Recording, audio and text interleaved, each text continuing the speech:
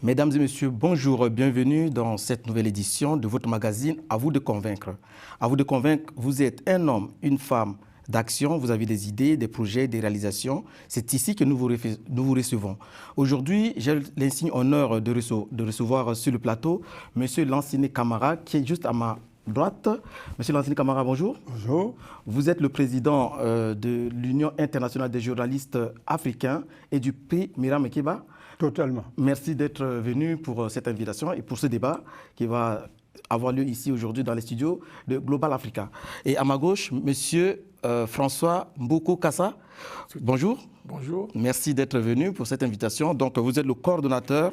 Alors, je vais vous présenter brièvement. Vous êtes le coordonnateur France-Europe du mouvement de solidarité pour le changement MSC de Laurent Batoumona et ancien candidat député national en RDC Congo. Exact. Merci d'être venu. C'est moi qui vous remercie. Voilà.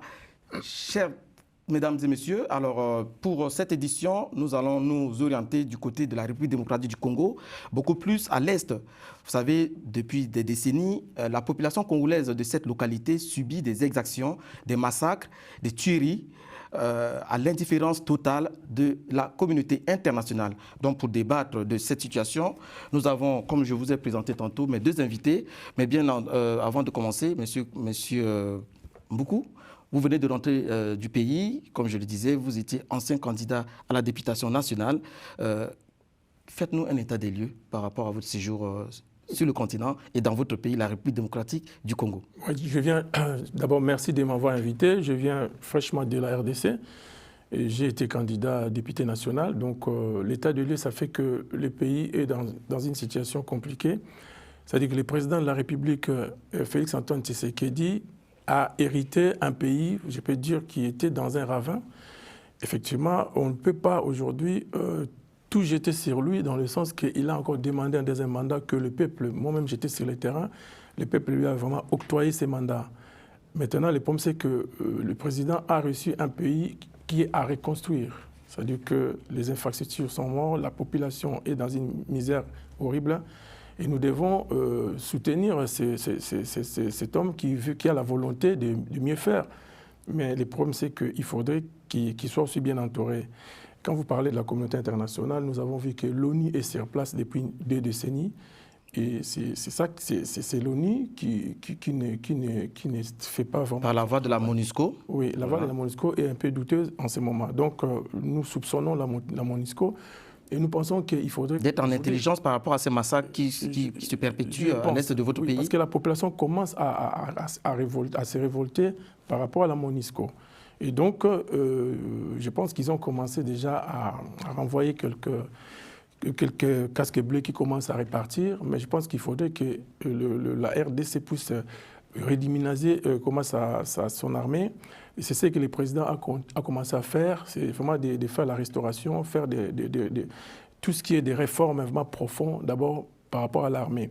Parce qu'un pays doit être défendu. À l'époque de Mobutu, nous avons ce qu'on appelle... Mais concrètement, qu'est-ce que vous avez vécu sur le terrain? Qu'est-ce que vous avez vu aujourd'hui? Ce que j'ai vécu, je suis... Nombre de déplacés, de massacres, est-ce que vous avez un bilan par rapport à ça? Nombre de déplacés, à 135 000 déplacés, quand même, c'est beaucoup. Et ce qui est très grave, c'est que les déplacés sont immigrés dans leur propre pays. Non, ce sont des déplacés internes. Tout à fait. Et il ne peut pas traverser les frontières pour aller du côté de Rwanda, qui est accusé d'être en intelligence avec le M23. Il faut le préciser que voilà, c'est le M23 qui met à genoux aujourd'hui le peuple congolais de cette localité, de cette province de Goma. De toute façon, le M23, c'est l'émanation du Rwanda. Donc aujourd'hui, c'est... Donc là, vous nous rassurez que le M23, c'est le Rwanda qui est derrière. Mais quand déjà la communauté dite internationale condamne le Rwanda, il dénonce avec les experts des Nations Unies, nous avons pas mal de rapports. Mais ce qui est étonnant, c'est qu'on n'a pas de condamnation, on n'arrive pas à donner des sanctions. Donc il faudrait qu'on arrive un moment à donner des sanctions parce que c'est une guerre d'agression. Pourquoi aujourd'hui, avant de donner la parole à notre doyen Lansine Camara, oui, j'aimerais savoir pourquoi aujourd'hui la communauté internationale ne s'intéresse pas concrètement à la crise congolaise, comme nous le voyons par rapport en Ukraine et dans d'autres conflits qui secouent actuellement la planète. Mais nous avons, comme vous pouvez l'imaginer, nous avons travaillé à l'extérieur de la RDC, donc ici en Europe, nous avons dénoncé toutes ces choses, ça fait une dizaine d'années. Je pense que les doyens ne me contrediras pas. Nous avons fait un travail énorme, nous avons bâti les pavés de Paris, dans des marches, dans tout ce qui est dénonciation de la communauté internationale. Mais aujourd'hui, je pense que c'est une guerre, comme on dit, c'est une guerre économique. C'est-à-dire que la communauté internationale doit aussi revoir la carte. C'est-à-dire que les Congolais, aujourd'hui, ils n'en peuvent plus. Les Congolais, ils n'en peuvent plus. C'est pour cela que nous avons essayé d'aller sur le terrain. Nous avons pris aussi des risques d'aller sur le terrain, observer les choses, voir la population, fréquenter la population, informer la population. Et je m'en souviens, un moment, j'étais dans un meeting et j'étais en train d'apprendre à la population que le Congo regorge 60% de cobalt. Mais aujourd'hui, nous savons que les Congolais, il y en a plusieurs. Nous allons y revenir. Nous allons y revenir par rapport à cette situation, crise humanitaire, crise sécuritaire et donc les viols. Nous allons y revenir. Oui. Monsieur Lansana Camara, vous êtes le doyen des journalistes. Absolument. Je suis heureux de vous avoir sur ce plateau. Très heureux, moi aussi. Et en tant qu'homme de médias, en tant que patron de presse, quels sont les retours que vous avez par rapport à la situation en République démocratique du Congo depuis presque d'une décennie, disons plus de 20 ans? La lecture est simple. Il y a toute une mafia locale et internationale qui veulent faire même basse sur les matières premières de la République démocratique du Congo. Qu'on aime Mobutu ou pas, quand il était là, Kagame n'aurait jamais eu le culot d'agresser la République démocratique du Congo. Entre-temps, il faut bien le reconnaître, quand Laurent Désiré Kabila est venu en 1999, nous lui avons conseillé que s'il veut réellement bien gérer son pays, la première des choses, c'était de savoir se séparer de Kagame et des Ougandais. C'est ce qu'on lui a conseillé. Malheureusement, il a été pris de vitesse. Certains observateurs pensent que les Rwandais ont intégré des grandes institutions au niveau de la... Totalement, c'est même plus grave, c'est la mafia internationale. Qui se trouve au niveau de l'état-major, ce sont des Totalement, c'est Kagame qu'il faut accuser. Et je m'étonne que l'Union africaine n'ait pas le courage d'accuser Kagame et de lui dire de se retirer de la République démocratique du Congo. Alors que qu'est-ce qui manque, qu'est-ce qui explique ce courage de l'Union africaine, de toutes ces institutions? Parce que l'Union africaine est empoisonnée par Kagame. Kagame à lui seul? Non, pas lui seul. Kagame a quand même des gens qui sont à l'Union africaine qui le soutiennent. La preuve, j'ai été très surpris de voir que certains pays africains actuellement sont du côté de Kagame. Kagame est très dangereux. Donc, il a mis la main d'une part sur l'Union africaine, mais de l'autre part sur ce que j'appelle la mafia locale et internationale qui agresse la République démocratique du Congo. Il faut aujourd'hui des hommes de valeur. Il faut, par exemple, on a nommé Jean-Pierre Bemba comme ministre de la Défense. Je voudrais qu'il soit un très bon ministre de la Défense et qu'on voit sa manière de lutter contre les agresseurs congolais. C'est aussi simple que cela. Il faut des hommes de valeur.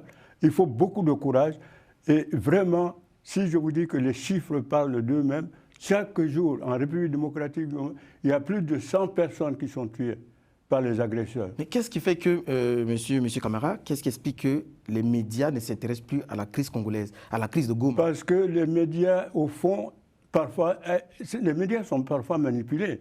Moi, je vois localement déjà, vous avez des journalistes, celui qui a été emprisonné, et qui est actuellement accusé parce qu'il était correspondant de Jeune Afrique. Voilà. Ce sont des exemples précis. Ce garçon, il semblerait, il a tripatouillé des articles et il a accusé d'une façon ou d'une autre les autorités de la République démocratique du Congo. Et la République démocratique du Congo s'est dépêchée, je veux dire, les autorités se sont dépêchées pour le mettre sous verrou. Donc, les médias aussi ont leur responsabilité. Les médias ne sont pas souvent neutres.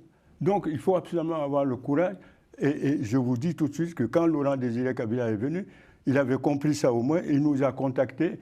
Faites-moi la couverture et dites que je vais libérer mon pays. Donc, vous pensez que le président Fati, on va dire, Tshisekedi, aujourd'hui, ne travaille pas en étroite collaboration avec les journalistes? Je suis très content qu'il soit réélu. Mais s'il est réélu, nous voulons des résultats. Nous n'allons pas nous voler la face. Selon vous, il n'y a pas de résultat? Mais il n'y a aucun résultat. Alors, qu'est-ce que vous répondez à ce que vient de dire M. Lansana Camara? Pas de résultat. Vous avez dit que le président Tshisekedi a trouvé un pays en lambeaux. Qu'est-ce que vous répondez à cela? Je viens vraiment sur le terrain. Oui. J'ai fait mon analyse à moi. Regardez ce qui s'est passé. C'est vrai que le président, il est arrivé, comme je le dis, le président a trouvé un pays vraiment un pays dans un ravin. Ça veut dire qu'on ne peut pas reconstruire ce pays en 5 ans, c'est impossible.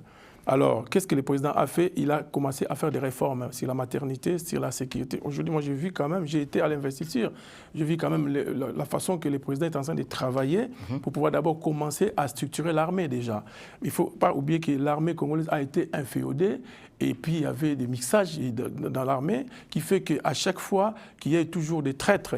Et donc, le travail... C'est ce qui explique la faiblesse de l'armée congolaise aujourd'hui parce que l'armée a été infiltrée par les Rwandais, c'est ça? Tout à fait, effectivement, c'est ce qui s'est dit et ce que nous avons constaté sur le terrain.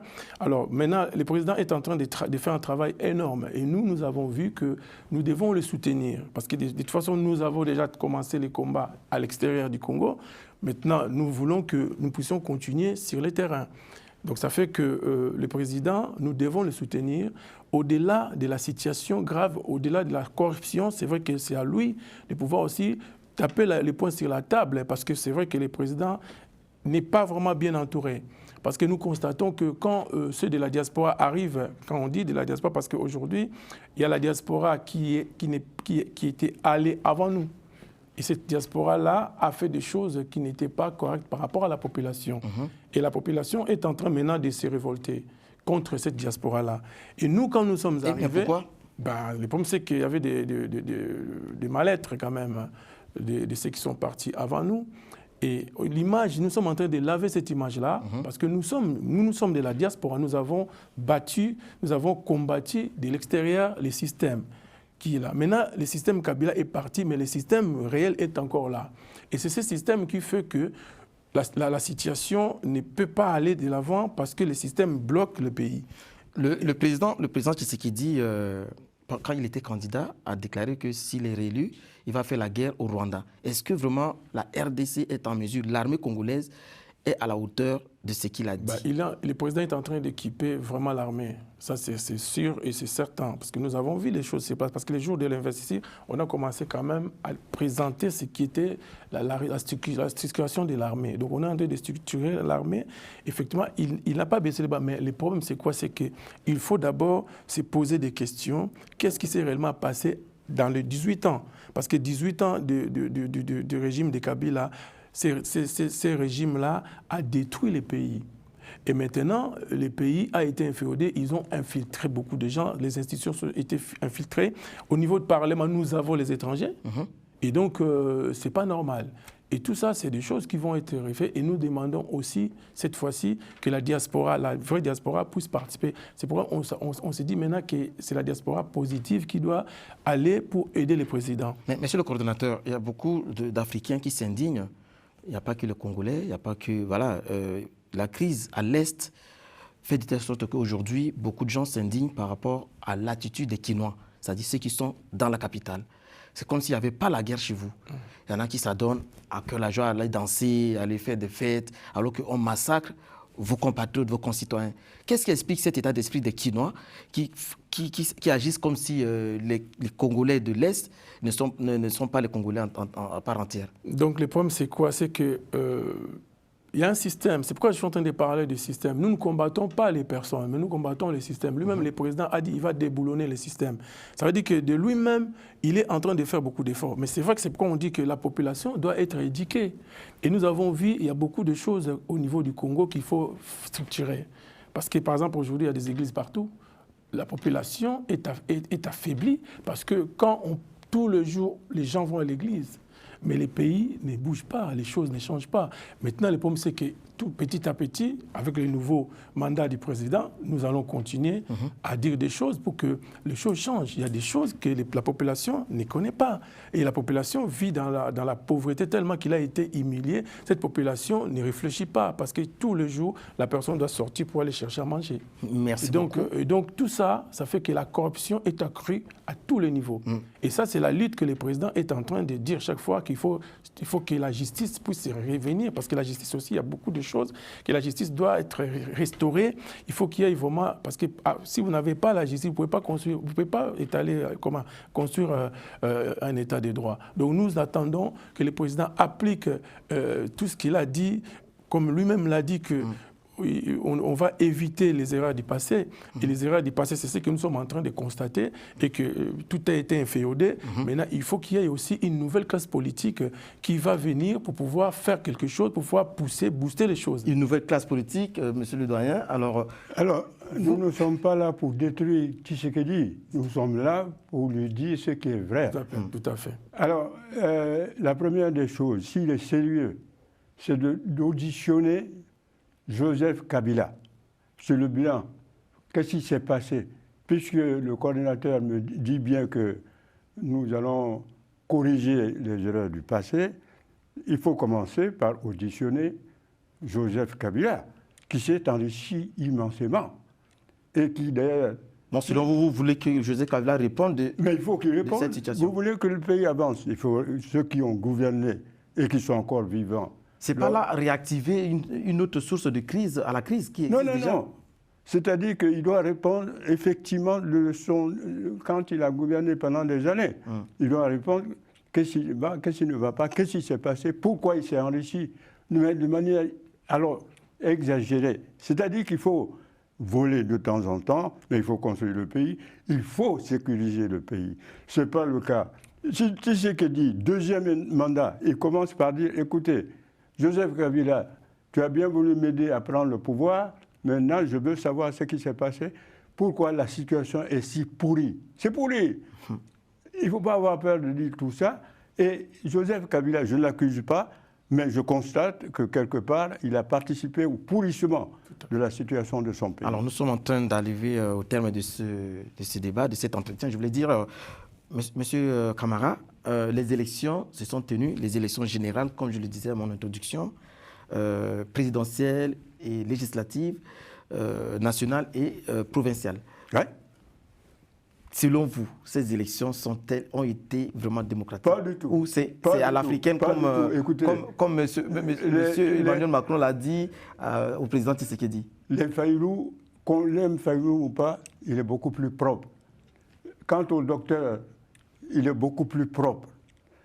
Et tous ces gens-là, propres, qui auraient pu faire ce que j'appelle un bon score, j'ai été très surpris que ce soit relégué dans les machins en disant ils ont fait tel pourcentage. Il y a des pourcentages presque nuls. Donc, il y a eu tricherie. Est-ce qu'il y a eu tricherie? Oh, comment? Lui, il était candidat, ancien candidat à la députation.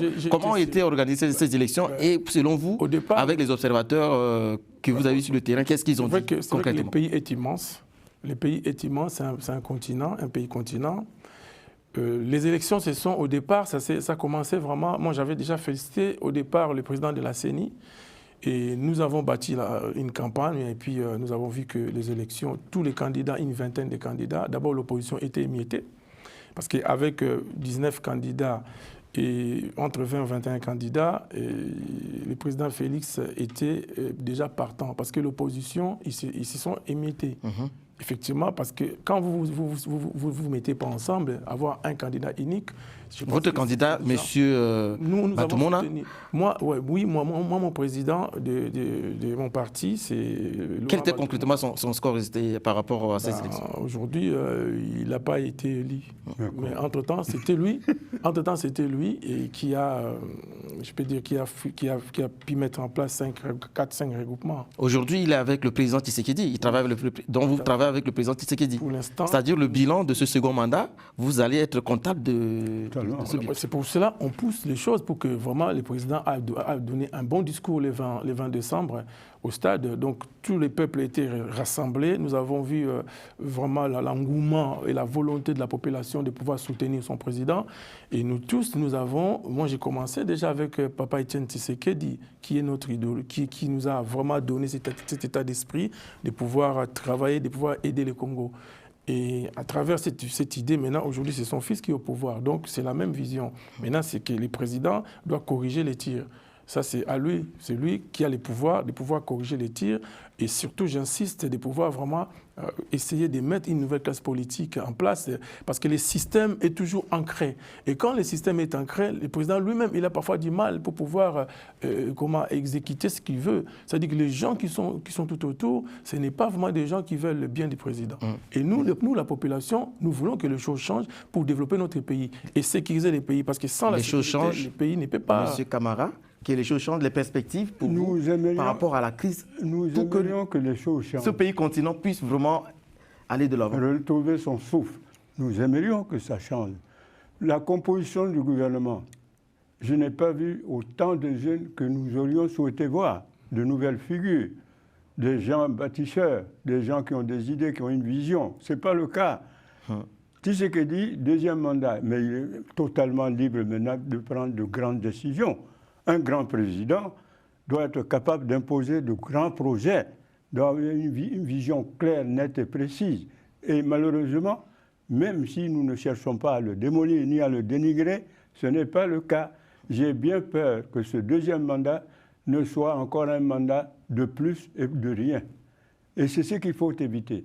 Si vous êtes avec notre ami, je peux l'appeler comme ça, Tshisekedi, dites-lui de faire venir de très bons cadres locaux et internationaux. Il faut choisir les meilleurs cadres, comme l'a fait d'ailleurs Amadou Touré, le Malien, qui était quelqu'un qui n'avait pas été au départ formé. On lui a conseillé d'avoir tout simplement un entourage sérieux, solide, convaincant. Et c'est ce qu'il a fait. Il a fait 2 mandats. Et en 2 mandats, son pays était développé et sécurisé. Là, ce sont vos propositions. Alors vous, par rapport aux perspectives concernant votre pays, surtout l'Est de ce pays, richement béni d'ailleurs, aujourd'hui, quelle est la feuille de route de ce gouvernement pour rétablir l'autorité de l'État partout sur ce pays continent, qui est la RDC?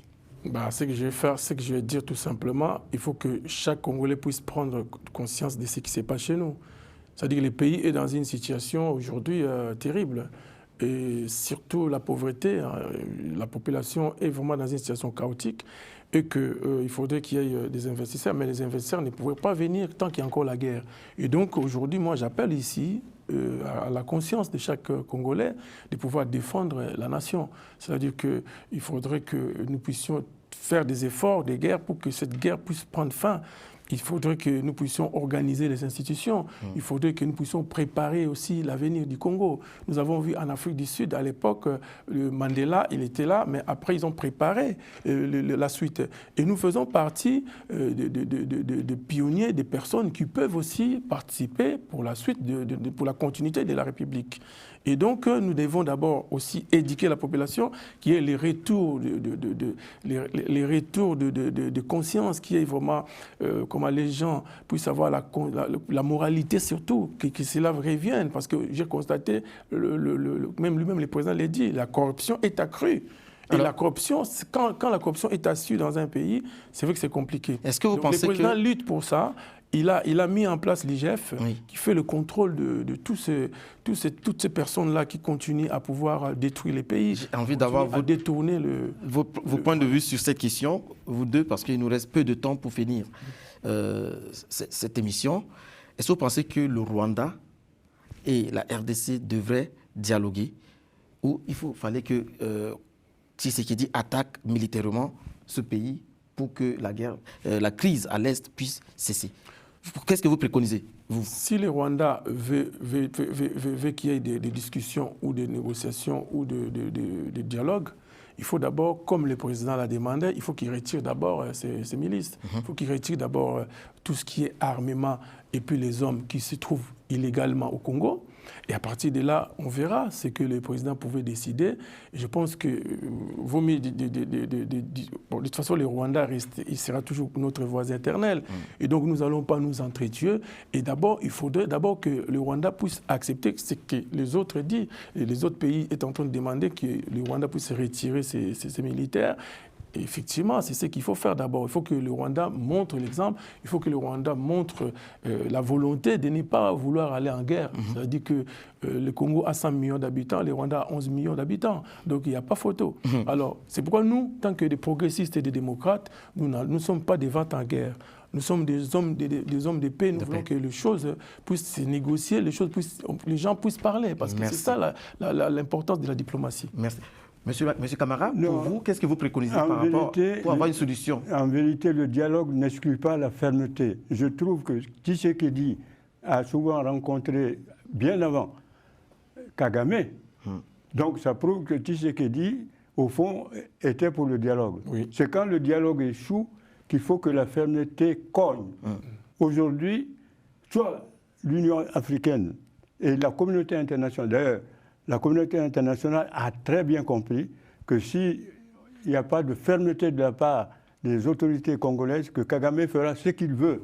Or, il faut que soit le dialogue continue, je suis totalement d'accord, mais il faut cogner Kagame, il faut le cogner. C'est un voyou. Merci. C'est un voyou de la politique. Président de l'Union internationale des journalistes africains, voilà, et du prix Myriam Makeba. Totalement. Donc prochainement, je pense qu'il va y avoir des lauréats pour ce prix. Ah, ça, totalement. Si demain, l'homme ou la femme qui finira par libérer la République démocratique du Congo de la guerre civile actuelle, de la guerre idiote actuelle, nous lui donnons le trophée Myriam Makeba à la fois de la résistance, de la justice et de l'honnêteté.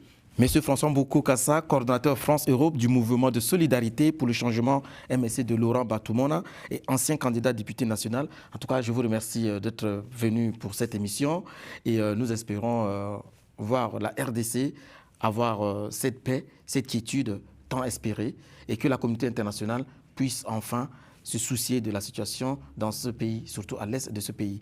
Mesdames et messieurs, je vous remercie d'avoir suivi cette émission et nous allons nous retrouver très prochainement pour un autre numéro. À vous de convaincre, vous êtes un homme, une femme d'action, vous avez des idées, rendez-vous dans notre émission, à vous de convaincre. Je vous remercie et à très bientôt.